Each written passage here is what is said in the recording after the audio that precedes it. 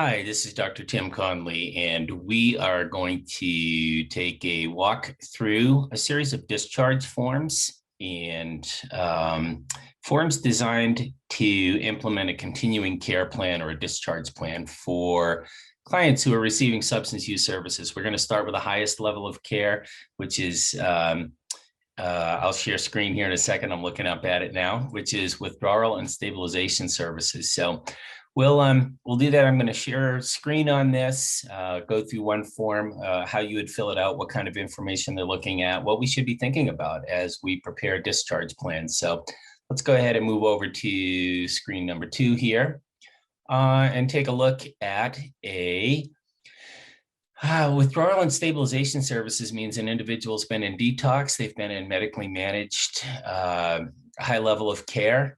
You got the usual patient name, information, etc.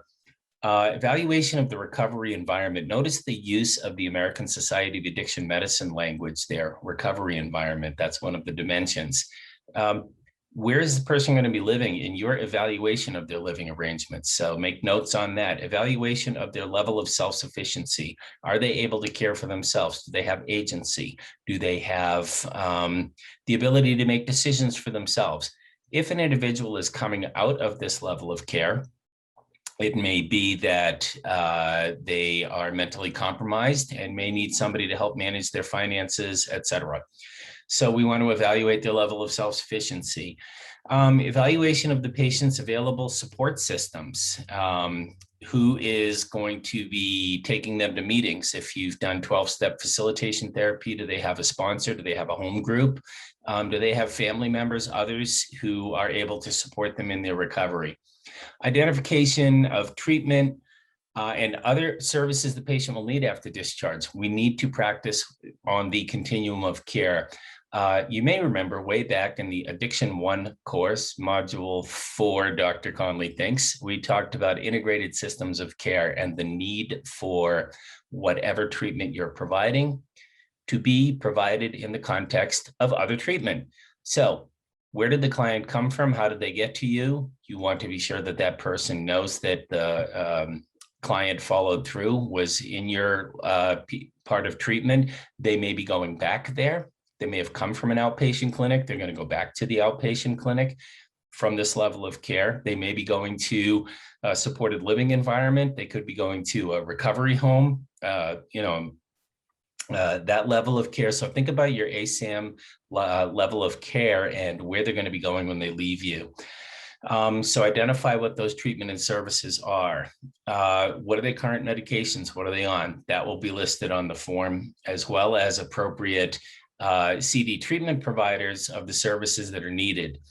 And if necessary, do they need to see a psychiatric provider? It may not be, or it may be that they cannot get integrated co-occurring treatment where you're going to discharge them to, depending on what resources are available in the community.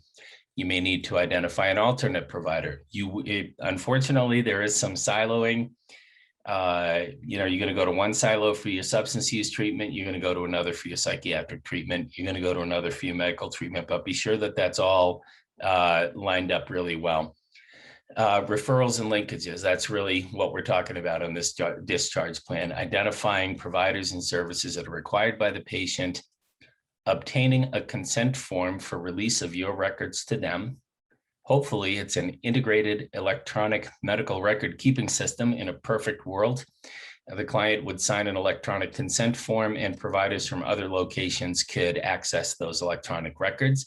Has to be a specific consent form for substance use disorder records, and be sure that everybody is listed there. And then there are signatures of whoever's participated in preparation of this plan. Hopefully this is done with a treatment plan.